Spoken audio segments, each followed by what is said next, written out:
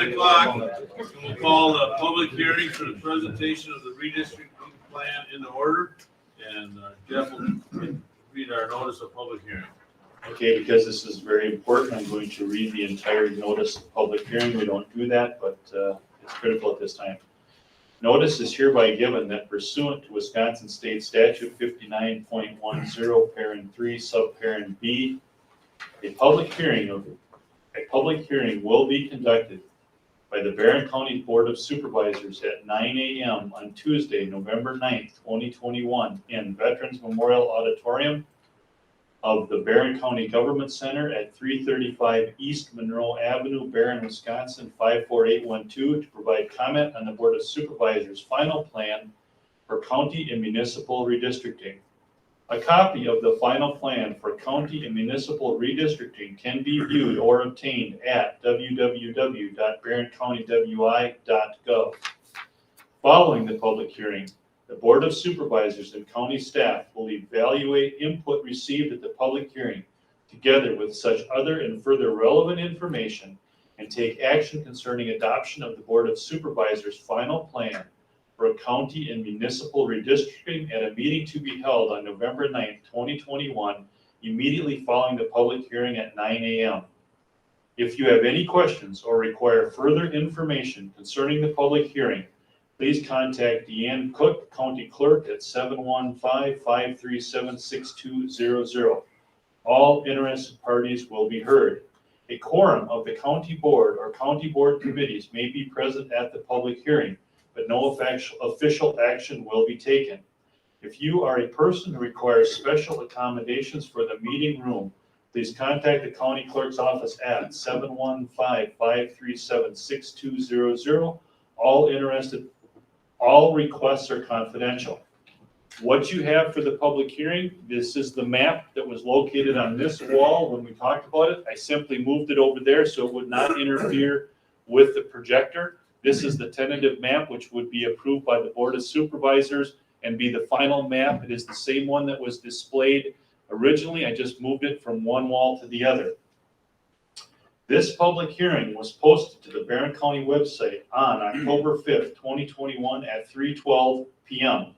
Other notices and notifications and etc. are as follows. Sent to the Rice Lake Chronotype 10/5/2021. Sent to the Chautauqua Alert, the Barren News Shield, the Cumberland Advocate, and the Turtle Lake Times, all on October 8th. The publications for this public hearing occurred on October 13th, October 27th, and November 3rd. This public hearing and the notice thereto was posted to the electronic meeting notice boards at the Barren County Government Center and the Justice Center on October 5th, 2021 at 3:12 p.m. Thank you. Yeah. Okay, the presentation of the Barren County final redistricting plan will be by Ron Dzukas, our GIS specialist.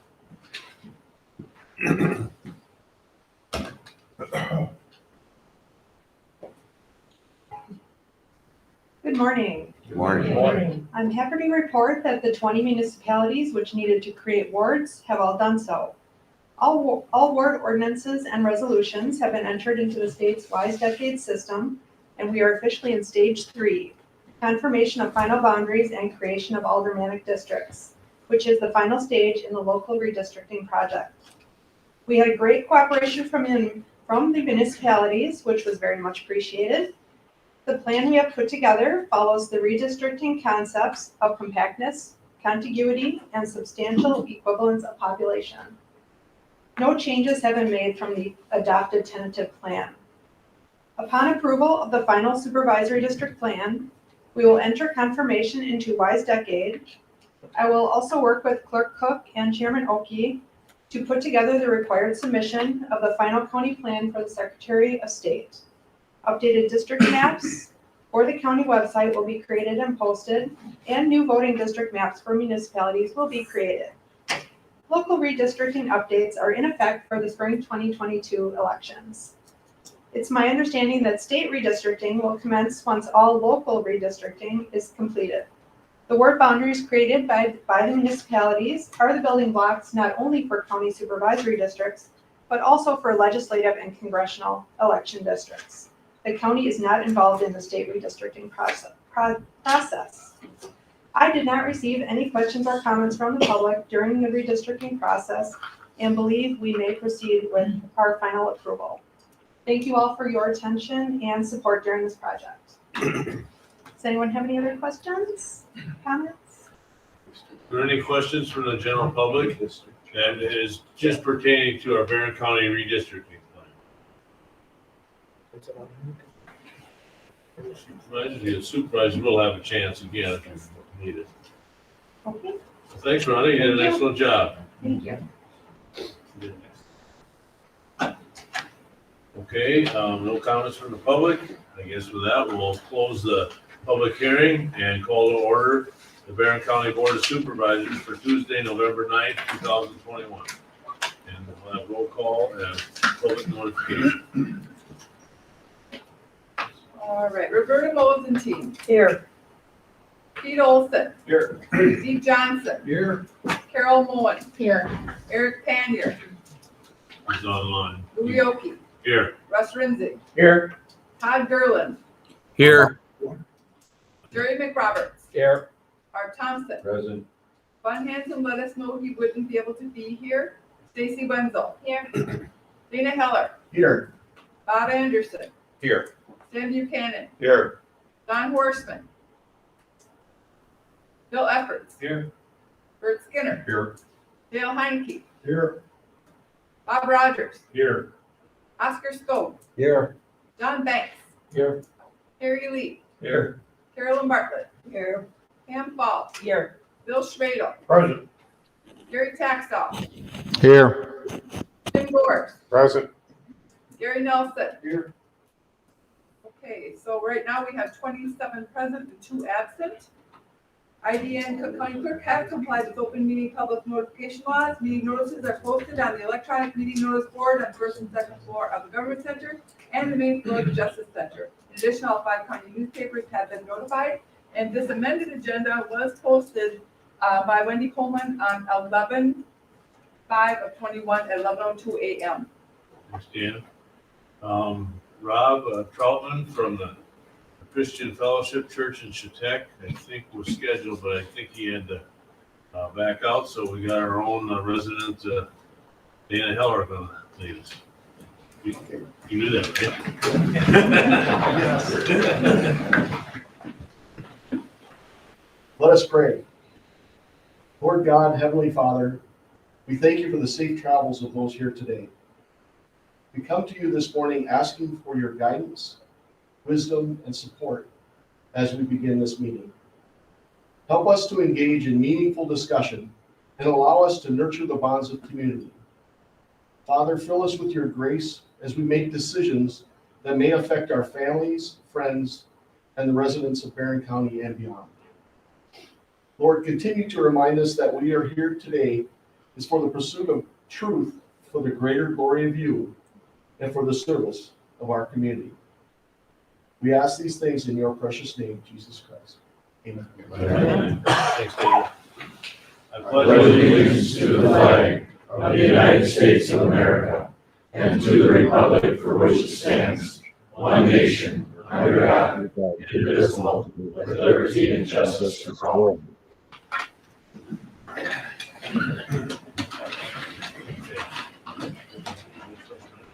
Item number 3, special matters. I have 2 things for the board. Number 1, I want to publicly express my thanks for Rhonda's diligence and dedication in doing this in a short timeline.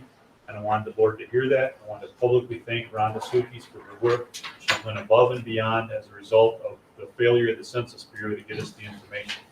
Second thing, I got a nice email from DA Wright about you approving the position from half-time to full-time. He wanted me to thank you, and I thank you. As you know, he waited 3 years patiently for this to happen, and so he wanted you to hear that as well. Thank you. Okay, Deanne, you have something also? I do. Well, it's that time. You're all up for election next spring. All county board seats come up for election at the same time, and that will be next spring. There's a filing process, which you're probably all fairly familiar with. You will need to file a CF1 with me, an EL 162, and then you'll need nomination papers, which is EL 169. Everyone who's a candidate will need 20 plus signatures from their district. And keep in mind, the districts are going to change somewhat this year, so we're going to need to be cognizant of that. There's several ways for you to file. These forms that are needed are out on the Wisconsin Election Commission website, so you can go there directly, or I could send you a link directly to it. You could fill them out online and bring them in, or I could scan all of those documents and email them to you to fill out and get back in. Or if you so choose, like in times past, you can give me a call. I will have you into my office and fill the forms out for you online. Keep in mind, that option is open to you, but it's also open to any other candidate that's interested in filing for county board. I do recommend that people possibly use that option because of the fact that if anything is wrong on the nomination papers, and I have to reject that. So I really love the idea of being able to see your papers and especially your signature papers before you go out and get those signatures, so that if there's a problem with it, we can take care of it then and not have to go back and get a whole bunch more signatures. But the other thing I need to let you know is there's, lastly, but if anyone is considering not running for re-election, the deadline that has to be filed with me is December 24th, believe it or not. The state extended their time to the following Monday, but since it's not a holiday for us, I'm expected to be available to you until 5 o'clock on that day, and I'll be available to anyone who decides. However, I'd really appreciate it if you know you're not going to file, so please do that a little earlier. Now, I'm not recommending that at all. I do have forms with me in case you have already made that decision. It's simply your election date, your signature saying that you're not going to run. So if anyone is going to choose to do that, please let me know sooner than later. Does anybody have any questions about any of this process? What date can we start making appointments here? Anytime. Okay. As soon as your intent to be a candidate is known, you can file. So that means anybody who's interested in running can file right now. However, you cannot get your signatures until December 1st, and everything has to be filed with me by January 4th or 5th. I don't recall. But in order to make it on the ballot. If something comes to me the next day, unfortunately, you can be a write-in candidate, but you can't be on the ballot. So it's very important that everything is filed properly by that time. Any other questions? Okay, thank you. Thanks, Dan. Item number 4, approve the agenda. Motion by Supervisor Anderson, seconded by Supervisor Thompson. Any concerns? Not all those in favor of approving the agenda indicate by saying aye. Aye. Opposed by that same sign? That motion's carried. Number 5, approve the minutes of the November 1st, 2021 meeting. Motion by Supervisor Skinner, seconded by Supervisor Efforts. Any concerns with those minutes? Not all those in favor of approving those minutes indicate by saying aye. Aye. Opposed by the same sign? That motion's carried. Item number 6, public comment. I need Weiss to state your name and address, please. And I've got my form, so here's that. Can you hear me okay? Yes. All right. I'm Heidi Wise. I am in Chautauqua, Wisconsin. And good morning. Last week's budget meeting gave me an appreciation for your commitment to fiscal responsibility. I was impressed. I got the sense that at least some of you were identifying creative ways to get the best value and results for our tax dollars. But I was disappointed several minutes later when one of the supervisors, knowing there wouldn't be any serious discussion about his question, asked what would happen if we abolished HHS. The chairman answered with a chuckle and throwaway remarks. Another supervisor, who appeared to think this was a good time for a joke, asked what would happen if we abolished the highway department. Laughter ensued, as if challenging one of the county's big 4 budgets was ridiculous. I directly supported the CFO of a Fortune 100 company. I know that the largest budgets offer the best opportunities for savings. The fact that you either don't understand this or merely dismiss it is troubling. Since I was the one who originally raised the issue, I want to set the record straight. I called for abolishing the Department of Health, not the entire HHS. My rationale is based on my observation of how much damage their public health recommendations and culture of fear have done to our community over the past 20 months. Make no mistake, the damage is real and will continue to hurt us and our children for years. At last month's annual meeting of the board at my son's school, we learned that after several years of steady improvement, standardized test results cratered by double digits last year. His school was in person the entire year and as close to normal as possible. What was different? They followed DOH recommendations to mask, distance, and quarantine healthy children. This year, his school is back to normal and is doing better with COVID by following the Constitution. For those of you who say, well, DOH was just following guidelines from state and federal agencies, I ask again, why do we pay hundreds of thousands of dollars to a county public health officer and their department if all they do is parrot state and federal agencies? I could do that for a fraction of the cost. You are being fiscally irresponsible by not scrutinizing the need for this department after their failure to mitigate COVID tyranny. So what's an alternative to a centralized health authority pushing fear, one-size-fits-all solutions, and censorship? Citizen-driven initiatives that create connection, collaboration, and choice to help people take back their health and stop delegating that role to government. Think that's ridiculous too? I'm already doing it. As a concerned citizen and a Barren County patriot, I'm organizing 2 Take Back Your Health events for the public. The first is November 19th and the second is January 22nd. I have flyers for this month's event today and I'll pass a few around.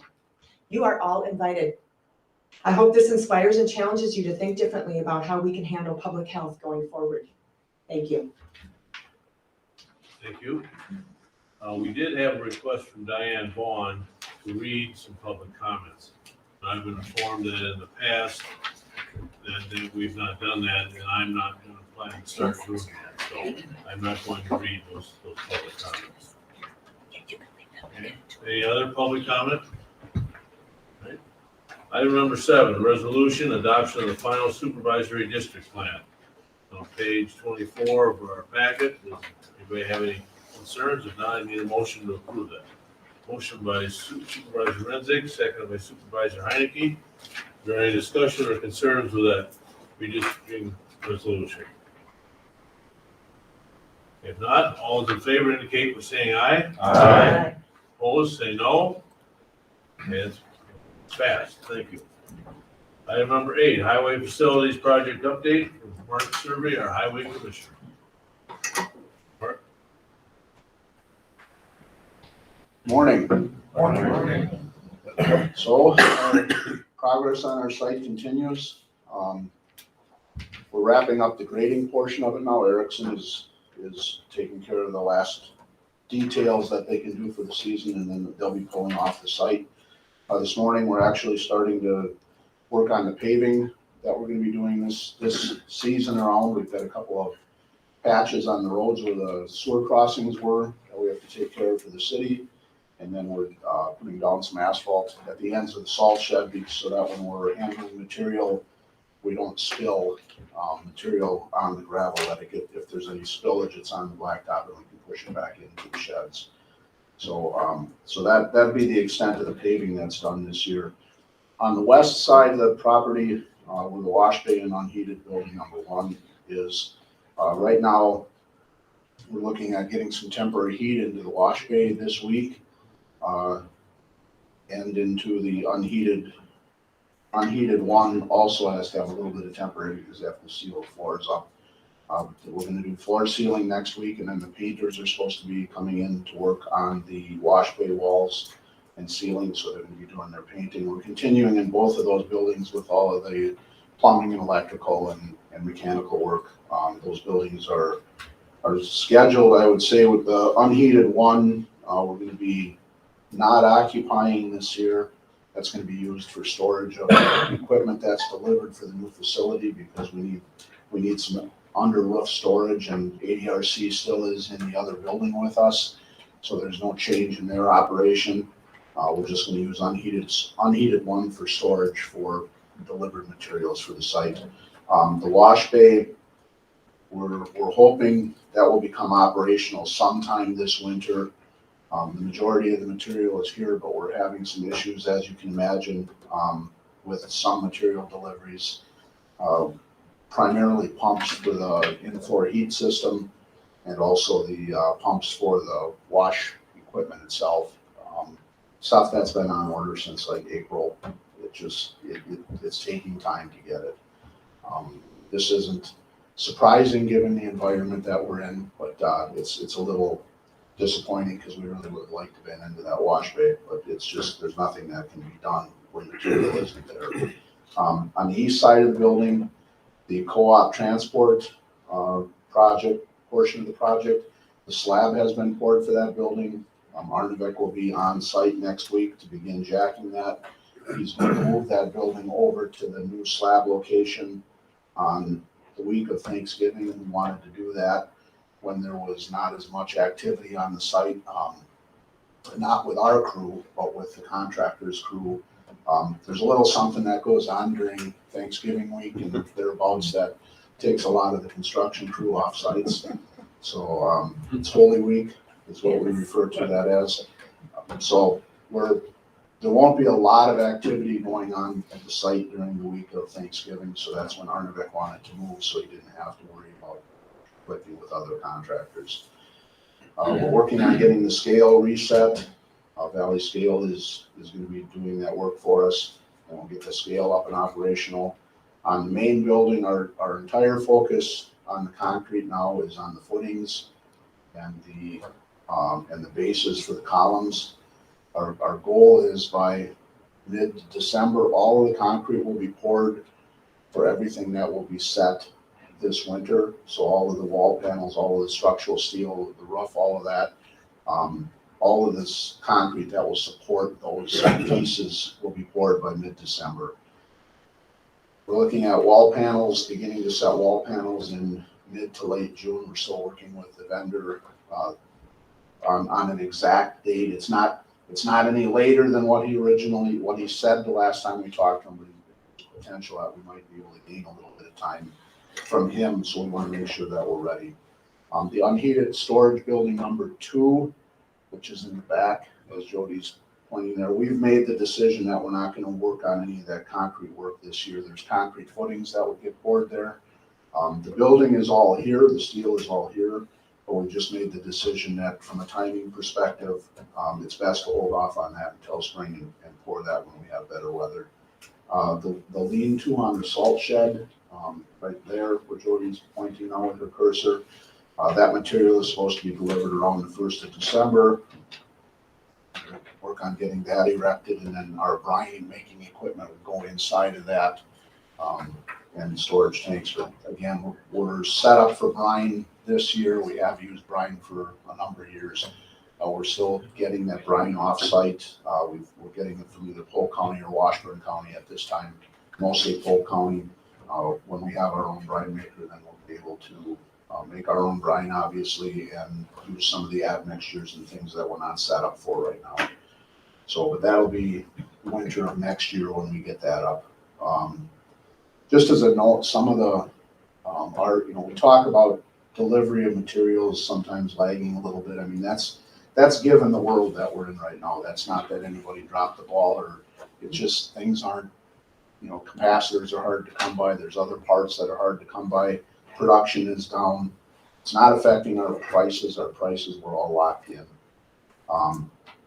There have been some other facilities that I'm aware of that were bid after we were bid, and they've had to go back to the drawing board and redesign and change scope and reduce project footprints because of the cost increases that they've seen. So our project was bid at about the optimal time before, not that we didn't see price creep, but there's been a lot of price creep since we've bid.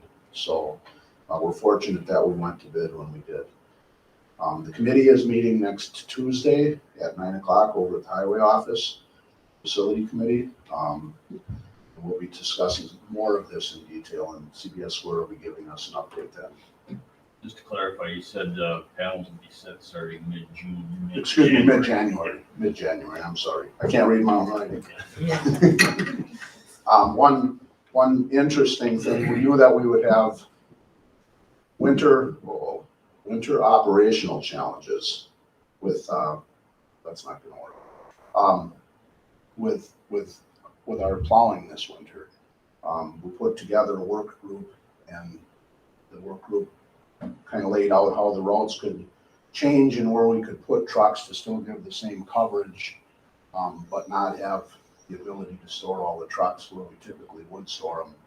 So typically we run out of 4 outlying sheds. We run out of the town of Prairie Farm, town of Dallas. We have a truck in each one of those. And then we have trucks in Comstock, the old Vance Motor Facility. We have that as a winter shop.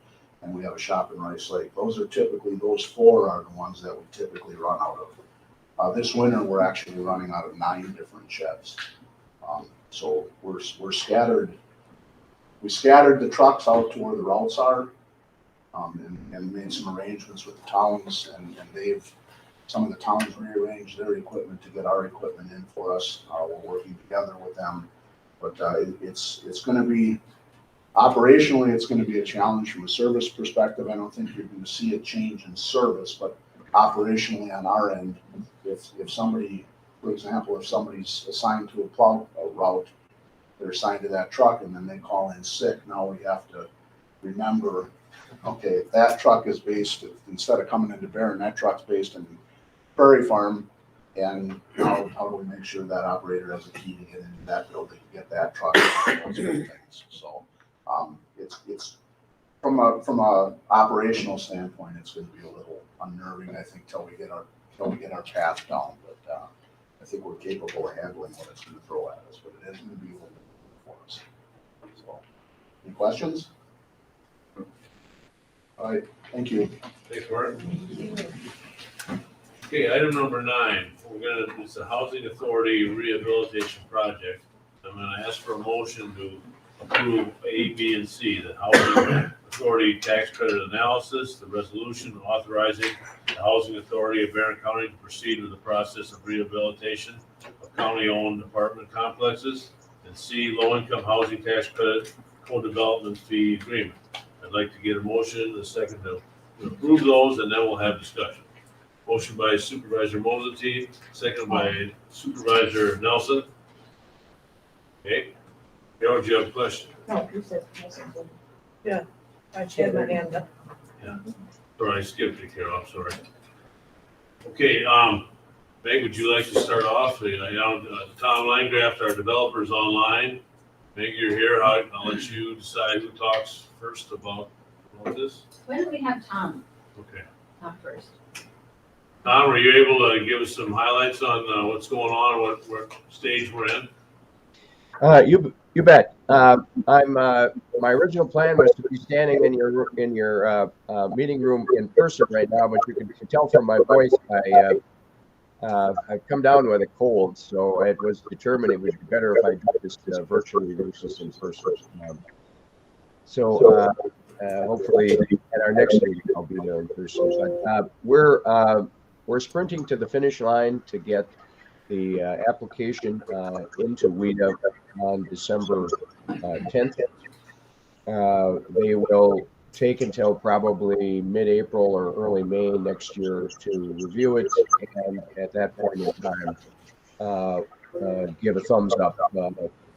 Unclear how many applications they'll get based on just kind of the general buzz in the affordable housing development community. There'll be a lot of interest this year in housing.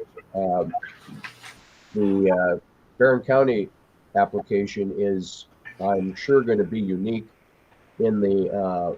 Tom, can you speak just a little bit louder, please? Sure. Is this better? Yes. Okay. Sorry about that. As I was saying, the applications go in December 10th. We're expecting a lot of activity on those applications, so there should be quite a bit of competition.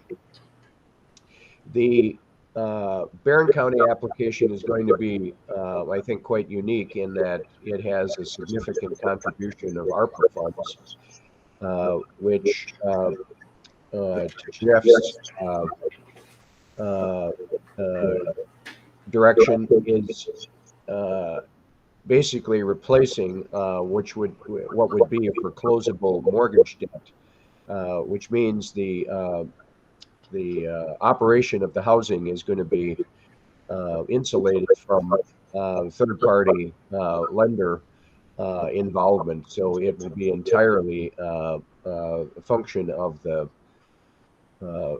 county housing authority to operate and maintain the property. That is an unbelievably wonderful thing. I can't begin to tell you how much from my experience doing this over the years that's going to mean to the development. So we're moving forward, and hopefully we'll not hit any speed bumps along the way, and we'll get the application in on December 10th, and cross our fingers. Good news comes in the spring of next year.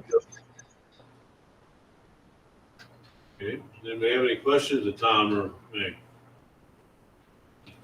Gary. Is the name of the LLC, is it going to be Barren County Housing Redevelopment, or is it going to be Tax Credit LLC?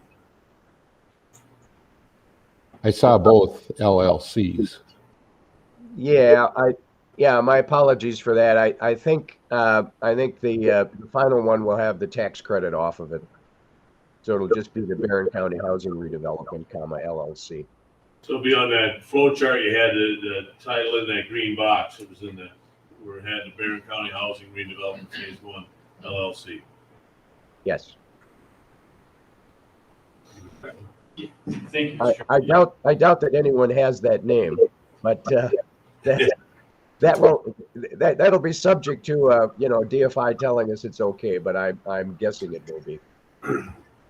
I just wanted to explain to the board that the letter that I sent out yesterday and the letter that's on your packet, the point of that is to communicate through the grant process, and correct me if I'm wrong, that we are granting the 3.5 million as a grant in order to get us more points to get this done. And so when you approve item 9B, you're also approving this letter from Louis to Supervisor Nelson, setting forth what the county board's going to do. It's a very important thing. It just came up in the last 24 hours. Like Tom said, it's important because we're providing that equity instead of having a first mortgage loan. So, We're borrowing on our own general obligation. Help with cash flow, everything else. So, right. Any other questions? Gary, you got on? Yeah, your scenarios are based on the worst case scenario, right? Your forecasts? Correct. WIDA identifies what the maximum potential cost is for a development, and because there are so many moving parts, just like you heard in the previous discussion on your transportation facility, rather than try to guess where we're going to end up, I just took the WIDA maximum, ran those numbers, and checked to see if the development would work at those levels. So you're correct. That's where we're at. Then you want to talk about Elder? I do. Another thing is I want the board, I hope you had a chance to read through the opinion that we received. Jody and I worked on and got an opinion from Ellers regarding this event. They are not against it, but they wanted the board to be aware of Tom's developers fees that were clearly stated in page 1 of their letter. I'm not opposed to Tom getting those fees. They are not, by definition, opposed to him either. They just want this board to have their eyes wide open. If he gets a fee for the work that he does, and he can explain it, but in non-expert terms, he's writing the grant, he's overseeing the general contractors, he's doing the work, and he's essentially, I believe, also acting as the construction manager through all this. So he gets a fee. Understand that he gets nothing if nothing happens, but if he does and he follows this from beginning to end with the tax credits, doing the LLC, he's going to get that fee. So just be aware of that as a board. And that's in that flow chart. They had it's on the flow chart right here. He's got 6 items that he has to handle, and that's a big job. Right. Just want that out in the open so that we know. And just another thing the board's aware of, you just don't go down the street and knock on somebody's door and say, oh yeah, I'd like to apply for tax credits. This is a very specialized part of tax law and other things in real estate. It's not something you just pick up a book at the library and learn how to become an expert on. It takes years. Yeah, as Jeff pointed out, a tax credit development takes quite a while. This one has been cooking since early this year, and we'll, as I mentioned, we'll hear perhaps in the spring of next year if we get credits. As Jeff pointed out, my compensation is entirely funded by the development LLC, and the way that traditionally that works, the tax credit investor has the bulk of the money in the deal, and they pay the developer fees out of their funds. So even though I have a development agreement with the housing authority, all of that is subject to final approval by the person writing the check, which is the ultimate tax credit investors. If everything works exactly as planned, I will have started this in February of 2021, and will probably get my first compensation from the development in February of 2023. So as Jeff pointed out, if anything happens in between when we started and early 23, then I get paid nothing. And that's by design, because I work almost exclusively with smaller housing authorities, and they just do not have the cash sitting around to write some big checks to get these things done, and then find out that the development didn't move forward. So I work kind of like a real estate salesperson. You hire somebody to sell your house. If your house doesn't sell, you don't pay them. So that's basically the long and short of it. The final payment I would get will probably come in 2024. So it stretches out over quite a ways, and it's done that way to make sure that, you know, there's always an incentive to make sure that everything gets done the way it should. So I don't get my final check until the music stops on the development in 2024. You're an intelligent person, and you've done this before, and you wouldn't spend all this time if you didn't think this thing was a goal. So I'm glad that you're so far running this for us. Any additional comments or questions? Meg, do you have anything that you'd like to add? I would just like to thank you all for your support in this.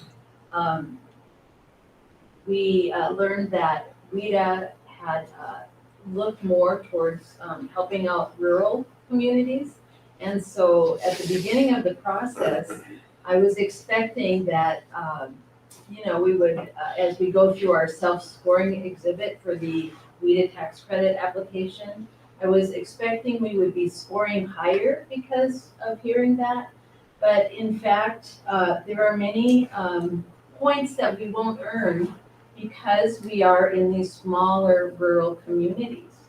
So the fact that you've committed your support for this project is really what I think is going to make all the difference in the success of our application. So again, I'm grateful for your support. Thank you. Thank you. And I should add two other quick things. As Meg just pointed out, the ARPA funds are significant in the point scoring. Without those, I do not think, as Meg pointed out, that there'd be enough points for this development to be successful. So your money is not window dressing on the property. It is at the core of success. And for that, I think at the end of the day, when somebody says, what did you do today? You can say that you really made the defining commitment on potential success of the property. The other thing, to just pick up on a comment that the chair made, I have the unique ability to pick my clients, and as he pointed out, I'm working with Barren because I think it's a winner. The housing authority is top notch. Meg has just an unbelievably great reputation statewide. The county has an excellent reputation. It's a great place to be, and I think more real estate developers as a result of this will discover that. So hopefully you'll be awash with people wanting to develop property in the county. So it's really, as the saying goes, this is not work. I'm really enjoying getting to know folks in Barren County and helping them achieve their objectives. So I'm hoping for big things in September or in spring of next year. Thank you, Tom. Thank you, Meg. Any additional questions or comments? Gary. Gary? Yeah, I'm in favor of this project because I think everybody should have a dishwasher. That's true. Jim? Just for point of interest on something back here. On number 7 there, that resolution that we passed there, was that supposed to be a roll call or could we just do it by just floor vote? Simple majority. Okay. I don't have any 2/3 today. Yeah, I was just kind of bugging me, so that's why I wanted to ask. Okay. And to Gary's point, everyone will get a dishwasher if we can get them unloaded from the shipping containers. Okay, we don't have any additional questions or comments. We've got a motion and a second on the floor. And I'll call that question. All those in favor of approving everything under number 9, A, B, and C, as well as the letter that Jeff had handed out that I'll be signing, indicate by saying aye. Aye. Opposed, say no. Okay, show it unanimous. Thank you. Thanks, Tom, and thanks, Meg. Yep, thank you very much. I appreciate it. Okay, item number 10, zoning ordinance amendment, the rezoning of the town of Oak Grove, Bradley and Sheila Kisling, and B, the rezoning of the town of Crystal Lake, Lawrence and Victoria Mortensen Trust. As Jeff indicated in the memo, there was no opposition, and did I get a motion to approve those two? Motion by Supervisor Stradle, second by Supervisor Olson. Any concerns by anybody? Not all is in favor of approving those two rezonings, indicate by saying aye. Aye. Opposed by the same sign? That motion's carried. Item number 11, Veterans Memorial Auditorium upgrades. Approve the construction contract. Jeff did an excellent job here in your packet, reconciling from what we started at to what we are now. Dave from CBS Squared is in the audience. He was at the property committee yesterday, and the property committee approved that the contract with Dell for, what was it, $239,800. Yep. Does anybody have any questions of Jeff or Dave? Not? Go ahead, Bob. Yesterday at the property committee, we talked about the costs associated with this particular project and learned that if the cost for materials go up, the cost we pay goes up. If the cost of materials should by some miracle go down, we pay the $239,000. And I've just heard Mark Serby say that for the highway department, the costs are locked in so that if they do go up, it doesn't make any difference to us. Why the distinction here? I think Dave will explain, but he was talking about a catastrophic thing. Right, so if what I wanted to make clear to the committee, and I didn't, so I apologize, is that if there's a catastrophic event where World War III. Thank you. Things of that nature. Some of the price escalations and the inflation that we've experienced, it is incorporated into these bids. But if for some reason, every warehouse in the country that's housing hardwood, plywood, veneer burns down and it's just not to be had, those types of price increases. It is not an automatic price increase to you. The contractor would have the right to come and negotiate a price. They could say no. They would have to demonstrate a financial hardship to the extent where they may be bankrupted by that cost increase and not be able to complete the contract. It actually would be very similar to the highway shop facility, but all of those costs are already built in. So what Mark Serby shared is correct. And what I'm wanting to amend is also correct, that if there's something catastrophic, and that just came out of my due diligence to share with you that if something like that were to happen, you cannot force somebody to bankrupt themselves to complete a project. So, and yet, the other part of the coin is if those prices come down, we can go back and say we want to renegotiate. It's a high degree of probability the contractor will say no. Mark? We have those types of protections in our contracts too. It's kind of what they call an act of God provision that, you know, if it's way beyond the control of the contractor, then they have the ability to come back and talk. That's every construction contract that I've ever seen has that act of God. Good, thanks for the clarification. Any additional questions or concerns? Not going to get a motion to approve the construction contract with Dell Construction for $239,800. And proceed with the project. Motion by Supervisor Gores, second by Supervisor Heller. Any additional concerns or questions? Not all in favor of approving that contract, indicate by saying aye. Aye. Opposed, say no. Thank you. Item number 12, proclamation recognizing Barren County School Choice Week. I signed that and sent it out. Item number 13, report from our county administrator. Nothing there. Appointments, we've got the A, Highway Safety Committee, appoint Allison Wellman from the Barren Area School District, and B, the Housing Authority, appoint Jay Horton to replace Gerald Johnson. Get a motion for those two appointments. Motion by Supervisor Rogers, second by Supervisor Nelson. Any concern? Not all in favor of approving those two appointments, indicate by saying aye. Aye. Opposed by the same sign. That motion's carried.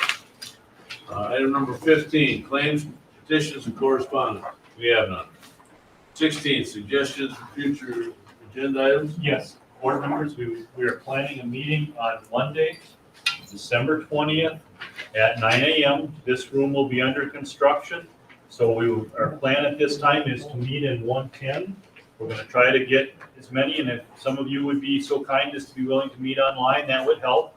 We'll meet in 110, 9 a.m. on the 20th. The purpose of this is, at this point, it looks like the opioid settlement has come through, and we need to have that approved before January 3rd. Good, I thought it was the 4th. So before January 3rd, this board needs to approve it, and as you know, we need to get it, so hopefully other people will, but that will be the main agenda item at that time, would be approval. We don't have the documents yet. When we get them, we'll share them. Maybe we go into closed session first to review the documents. We don't know. We just know we need to get there. Bill? Does that money come from the feds or the state? No, that comes from Johnson & Johnson and the distributors. There's three different levels. That does not federal or state money. It's against the manufacturers, the distributors, and the third person is, there's three different ones. This settles with the distributors, I believe. Are you gonna put out some kind of?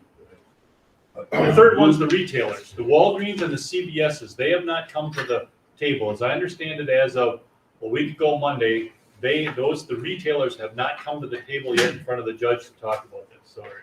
Maybe get a Google invitation and ask people, do you want to be here in person in room 110, or would you be okay with online? Well, we'll just have Wendy send out the link, and if you show up, you do. We just got to make sure we have a quorum. We don't have to Google if you just want to do it. Well, what if the room's overloaded? Nah, we'll work it out. All right. We can get everybody. Okay. It might be tactical. All right. We can fit in there. How many can be online? Yeah, right. Wasn't there just like 7? No, Oh, you're way that's in. why we were paying extra money for this, because with 29 of you people online, we had up, I think we started out with 52, Bill. The 52 could be online, and I think we're up to 70 now. Yeah, but he's talking about right now, For the meeting. For the meeting, I think it's 52. Oh, okay. So I think as far as I know, we're okay. Is that okay, Lance? It is.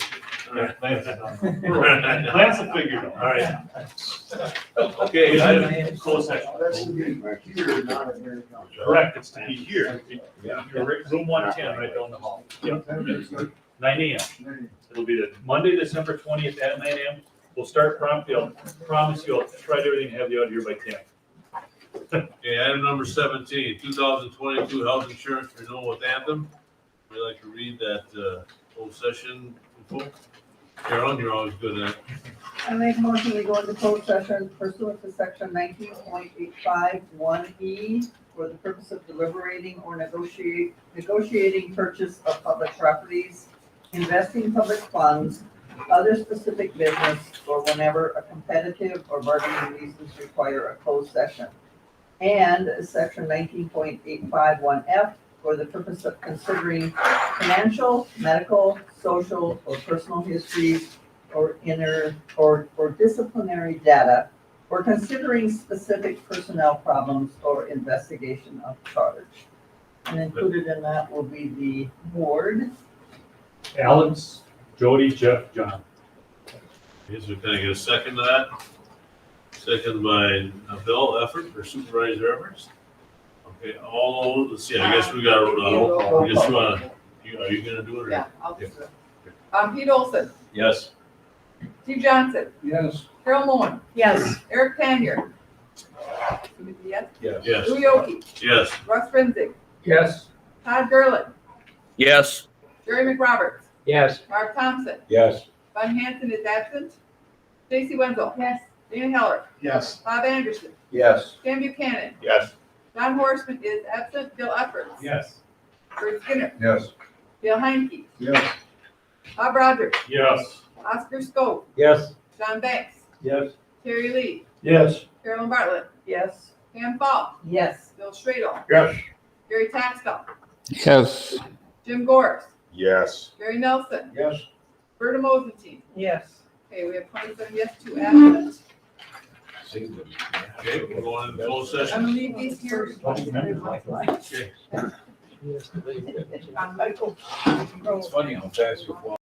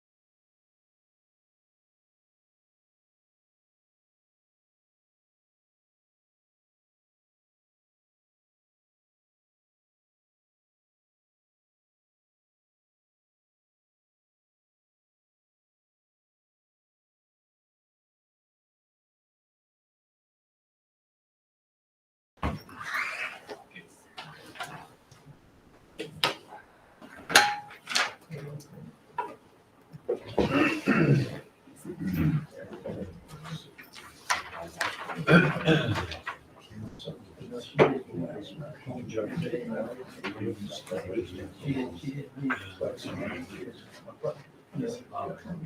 right. Supervisor Rogers, would you like to make the motion? All right, well, I'm gonna, all right, so can I read the motion and then have a first and a second? Yeah, go ahead. So the motion by supervisor, second by supervisor to authorize working group to negotiate a new stop loss with a new reputable stop loss carrier at the most advantageous price and to authorize the county administrator to sign this appropriate contract. Motion by Supervisor Rogers. Sure. Second by Supervisor Wenzel. Any further discussion? Not all those in favor of that motion indicate by saying aye. Aye. Aye. Opposed, say no. That motion is carried. Anything else? We're good. We're gonna adjourn it by unanimous consent at 10:16. Thanks, everybody.